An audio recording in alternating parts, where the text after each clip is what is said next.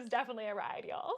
It was a little crazy. Say You'll Remember Me by Abby Jimenez. Our main character, Samantha, meets Xavier when she brings her cat to his veterinarian clinic. He does not make the best first impression, but he does right his wrongs, and they end up going on a date, which becomes extremely extended. Now, this is not a slow burn romance. It is not quiet yearning. It is instant love. However, they are separated by family and life circumstances. Now, in this next section, I will be doing some spoilers because honestly, there's just some crazy stuff that I have to talk about. To start off with what I liked about this book. Samantha's mother has early onset dementia, and I thought it was interesting that they explored what it's like to grieve someone while they're still alive, and while you're also actively spending a lot of your day taking care of them. Now, for what I didn't like about this book, the writing in this book was really choppy and awkward and, oh my god, chock full of TikTok references. And when I say chock full, you're probably thinking like,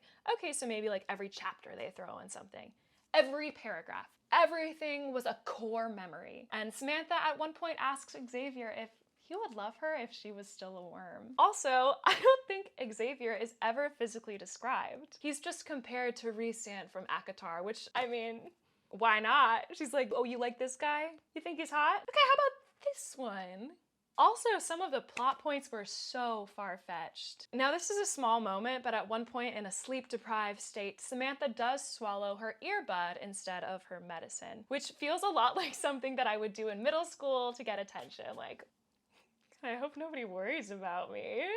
That would suck. And maybe the most far-fetched plot point of all is how they solve the main conflict. So Samantha lives in California and Xavier lives in Minnesota. She can't leave her family and he can't leave his brand new veterinary clinic, but there's a solution. Did you know that you could get retired people to do your job for you and not pay them? Seems like a pretty good idea to me. Now this might have you wondering, is that why American politicians are so old?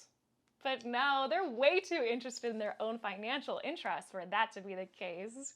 Silly goose. Anyway, I just think that that's a crazy way to end a book, but I'm glad they ended up together. They have been in love since like their first date ever. So a shout out to those retired people. Safe to say, this was not my book, but I can't say I didn't have a blast with it. I was certainly giggling. I was certainly laughing and cracking up quite a bit. I'm giving Say You'll Remember Me by Abby Jimenez 2 stars out of 5.